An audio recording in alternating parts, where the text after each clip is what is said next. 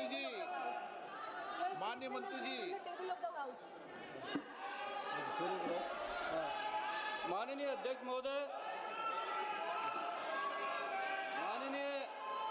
महोदय, मैं आपके माध्यम से मंत्री महोदय से पूछना चाहता हूं कि जो कुपोषण कम करने के लिए जो योजनाएं बताई हैं, इनमें पिछले 3 वर्षों में इन दोनों जिलों के अंदर कितनी राशि स्वीकृत हुई और वास्तविक जो खर्च कितना हुआ?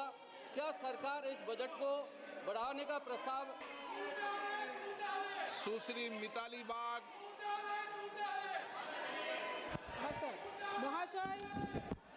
মহাশয় আমাকে সাপ্লিমেন্টারি বলার সুযোগ দেওয়ার জন্য অনেক অনেক ধন্যবাদ।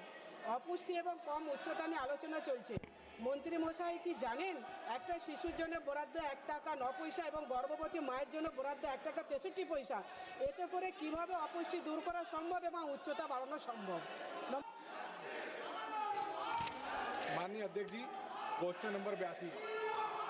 माननीय सदस्य, The statement is laid on the table of the House.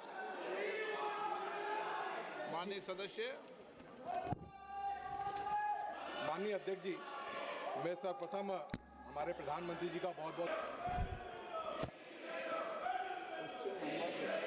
Question number 82।